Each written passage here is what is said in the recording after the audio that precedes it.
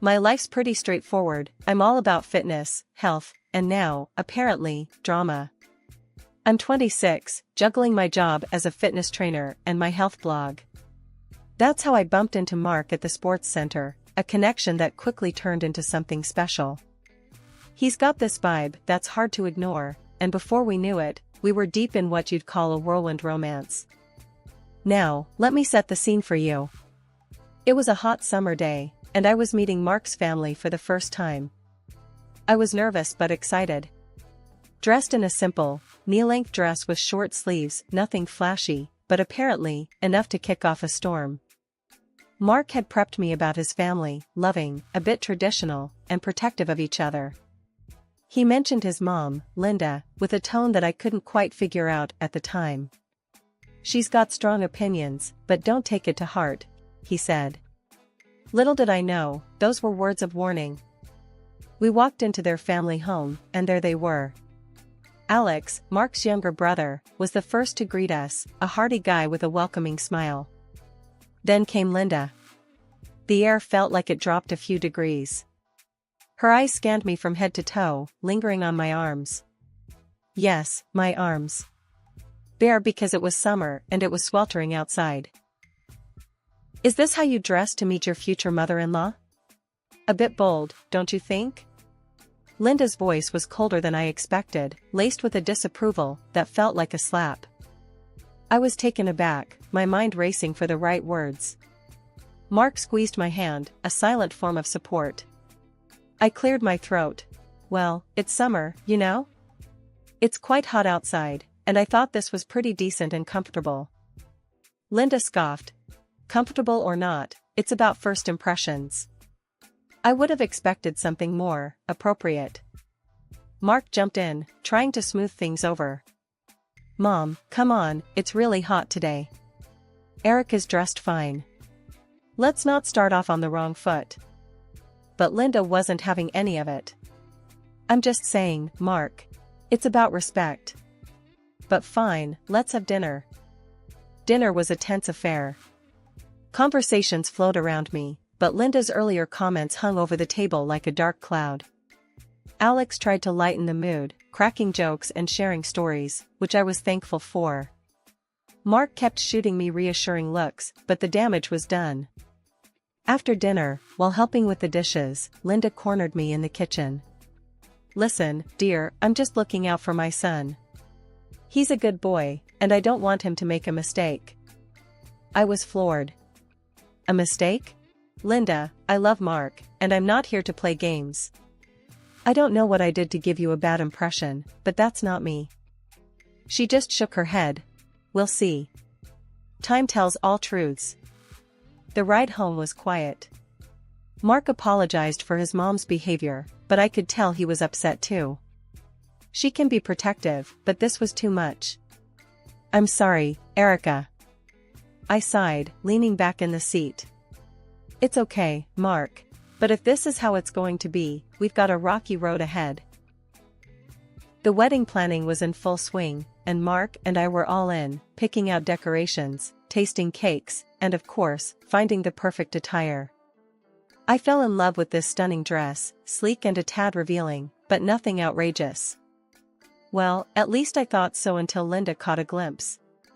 "You plan on wearing that in front of the whole family, Erica?" she blurted out the first time she saw it.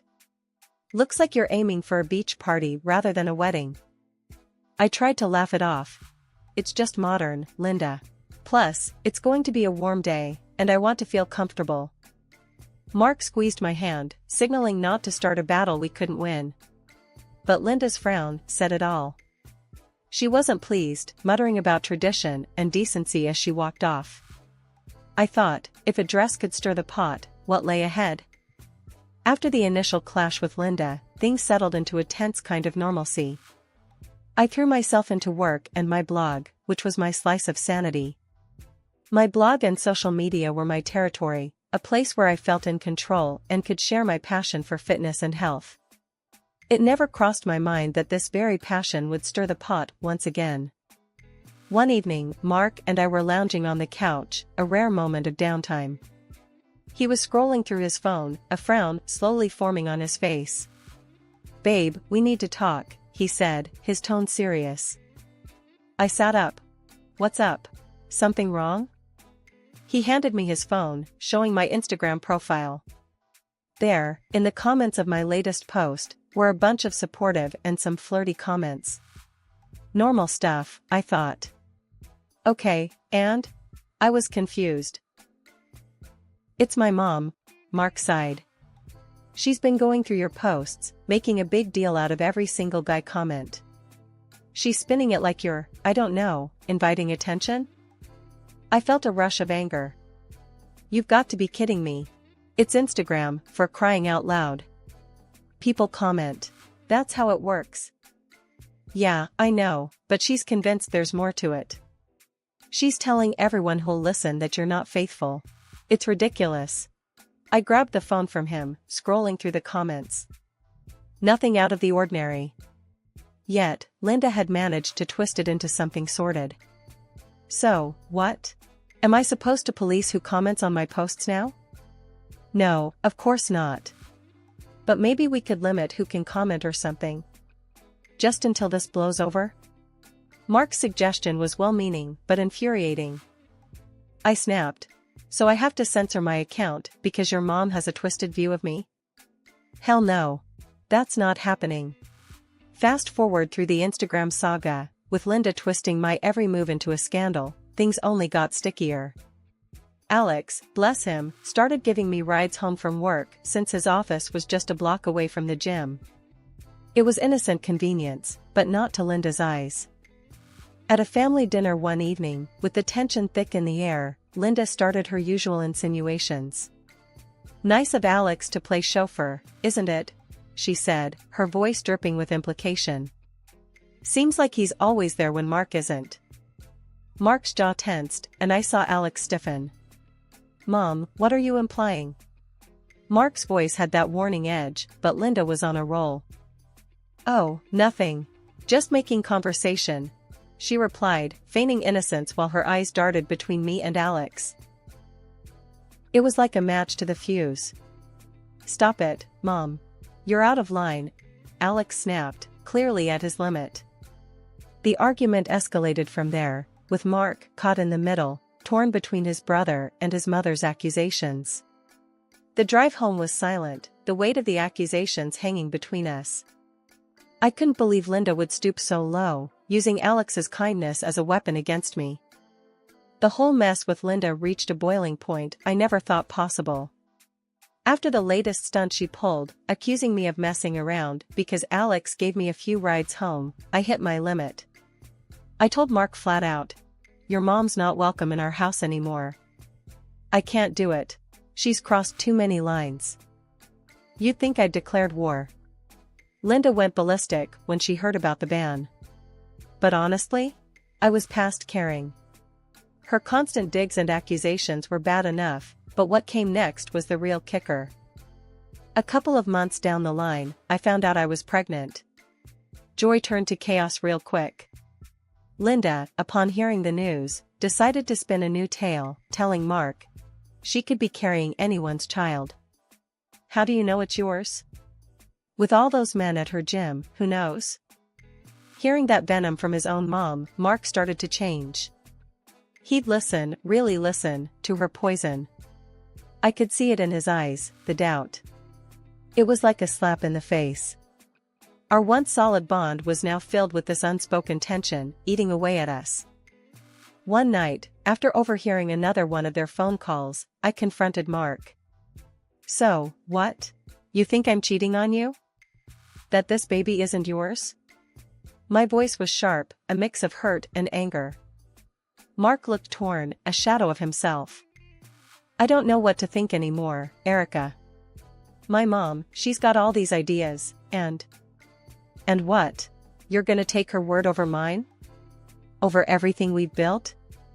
I cut him off, disbelief coloring every word. He didn't answer. Just shuffled his feet and looked anywhere but at me. That silence spoke volumes, more than any argument ever could. Things between us got colder after that.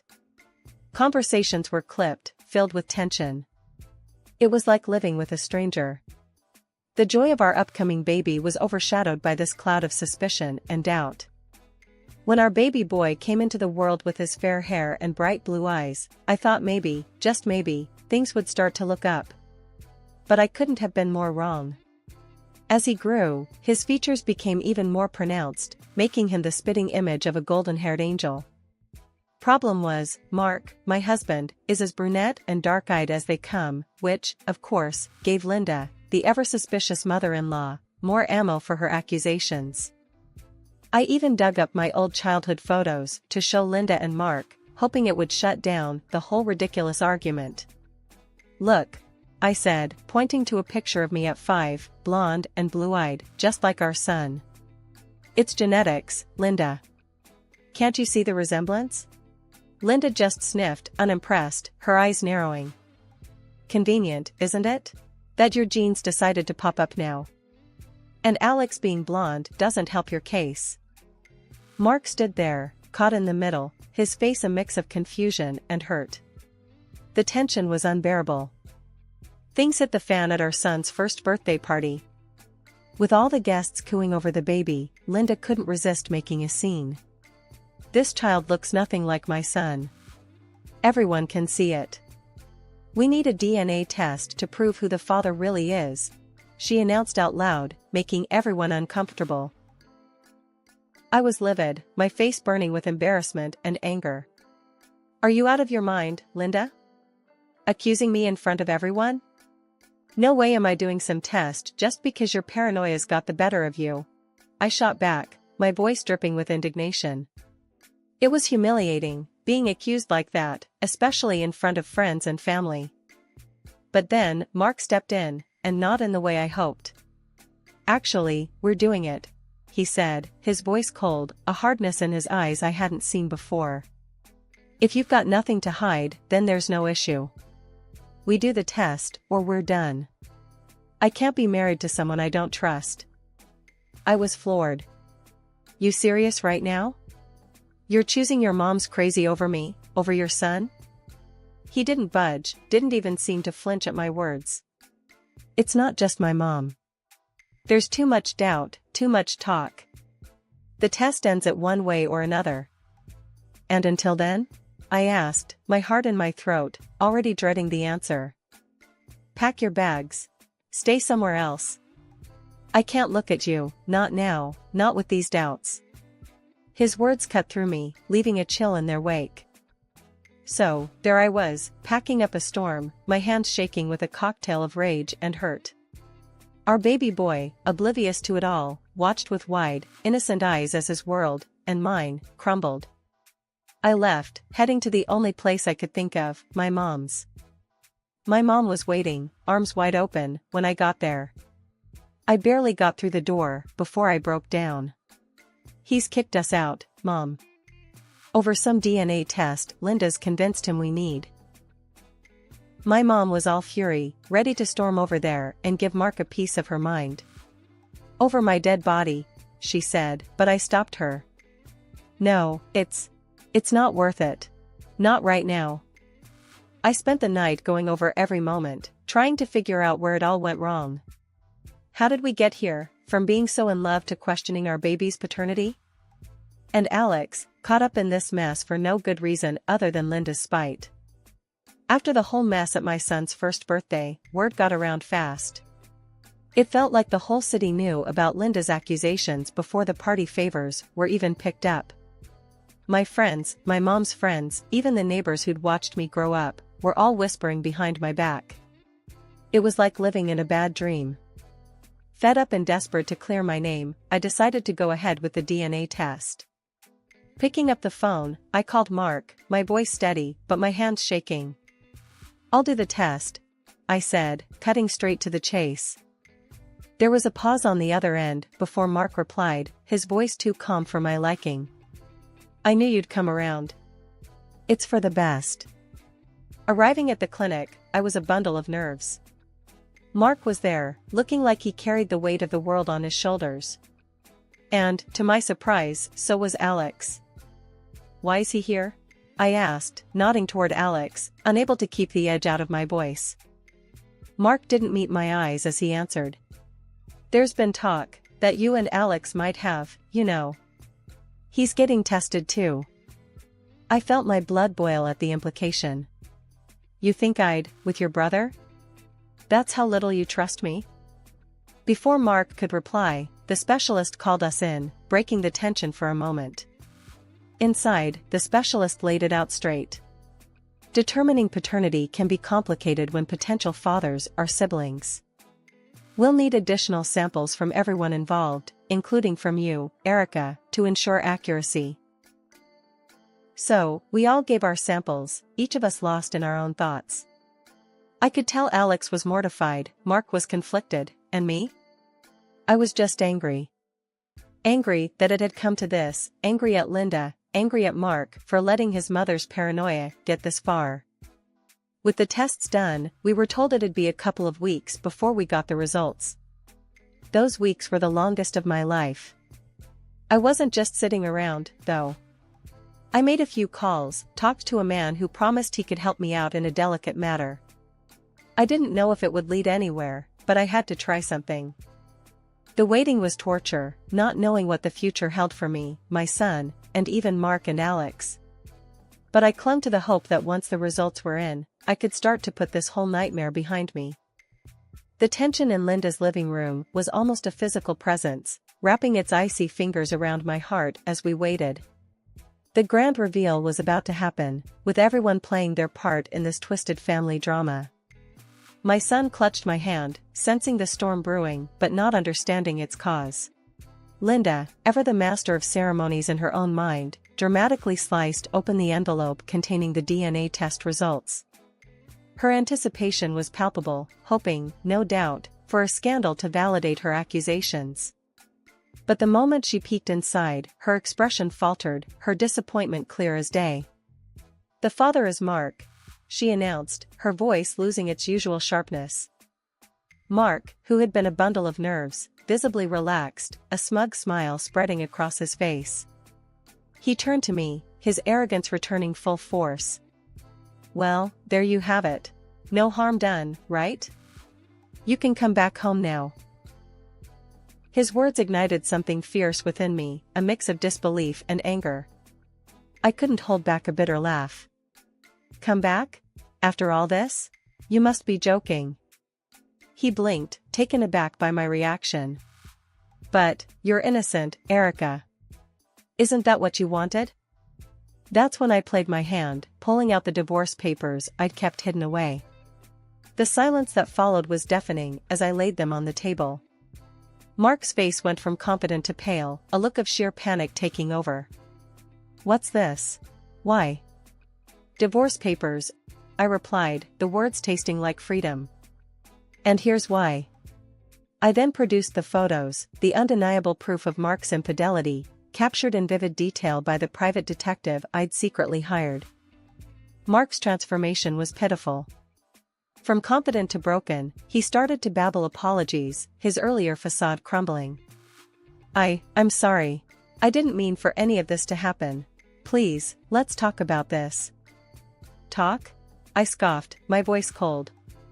"You dragged my name through the mud, let your mother accuse me of the worst, and all the while, you were the one cheating. There's nothing to talk about." Linda attempted to intervene, her earlier eagerness for drama now replaced by a desperate need to salvage the situation. "Now, dear, let's all calm down. We can fix this." "Fix this?" I cut her off sharply. "Your son's a cheat. And you're no better for stirring all this trouble based on lies." After I laid out the proof of Mark's betrayal for all to see, the room turned into a battleground of broken bonds and shattered illusions. Linda, with a look of sheer disgust, couldn't tear her eyes away from the photos spread out like a hand of betrayal on the coffee table. "I'm not just walking away, Mark. I'll be demanding alimony and compensation for this treachery," I declared, my voice steady but seething with anger. Mark's face drained of color, his earlier bravado evaporating into thin air. "You can't be serious," he stammered, looking from the photos to his mother, seeking some sort of refuge or rescue. Linda, ever the matriarch, tried to salvage what little control she thought she had. Oh, please. She was never right for you. She would have cheated on you sooner or later. You're better off without her. That's when Alex, who'd been quietly simmering with rage, stepped in. Enough! He exploded, his voice echoing off the walls. I'm done with all of this. With both of you. He looked pointedly at his mother and brother. After everything you put her through, based on nothing but your own twisted suspicions, I'm out. Linda turned to him, her face a mask of shock and desperation. Alex, please, don't say that. I was just trying to protect our family. Protect? Alex scoffed, his scorn palpable. Is that what you call this? Destroying relationships, spreading lies? I can't be part of this family if this is what it stands for. I'm moving to another city. Starting fresh, away from all this madness. Hearing of Alex's decision later, I relayed the events to my mom. She had always been my rock, and even now, her words provided a cold comfort. That's the price of Linda's folly. Her arrogance and stupidity cost her her own sons. Maybe now she'll see the harm she's caused. The fallout was immediate and absolute. Alex followed through on his promise, moving away and cutting ties. Mark was left to deal with the consequences of his actions, his mother's manipulations laying the foundation for a chasm too wide to bridge between them. Life after the dust settled was different. Not easier, but clearer, like I was seeing everything for the first time again. My mom and I had many long talks about it all, sitting on her old, comfy sofa with cups of tea that always seemed to go cold before we finished them. Mom, I started one evening, the sky outside painting a picture of calm I didn't quite feel inside. Do you think I made the right choice? With everything, the divorce, standing up to Linda and Mark like that? My mom set her cup down, turning to look at me with those wise eyes that had seen more of life than I ever wished to. Darling, you did what you had to do. You stood up for yourself, for your dignity. That's more important than staying in a marriage that was built on distrust. The biggest change, besides the obvious, was in Alex. He'd moved to another city, cutting ties with his family. He called me once, just before he left. I can't stay here, not after everything. I need to start fresh, somewhere where every corner doesn't remind me of all this. I understood. You'll always have a friend in me, Alex. You were the only one who really saw me through all this mess. He chuckled, a sound that held a shadow of our shared troubles. And you, me. Take care of yourself, all right? After hanging up, I couldn't help but feel a pang of loss. Not just for the relationship I thought I had with Mark, but for the family I thought I was part of. Months passed, and life found a new rhythm. My blog started picking up more traction, becoming a space where I could share not just tips on fitness and health, but also personal stories of resilience and starting over. It resonated with people, more than I expected. As I was settling into this new chapter of my life, finding solace in the routine I'd built for me and my boy, my phone rang out of the blue one afternoon. The screen flashed a name I hadn't seen in a while, Linda. My initial instinct was to ignore it, let it go to voicemail, but something, maybe curiosity or maybe just a desire to finally put it all to bed, made me answer. Hello? Her voice came through, shaky and laced with something that sounded like regret. Erica, I was wondering, could I see him? My grandson? The audacity of her request after everything that had happened stopped me cold. For a moment, I was back in that living room, feeling the weight of her accusations all over again. You've got some nerve, Linda, I said, my voice steady but firm. After all the hell you put us through, now you want to play grandma? You didn't even want to see him in him before. She started to cry, mumbling apologies between sobs, trying to explain herself, but I wasn't having any of it. Save your tears, Linda. It's too late for sorries now. But please, I just want to make things right, she pleaded, desperation creeping into her voice. I sighed, a deep, weary sigh.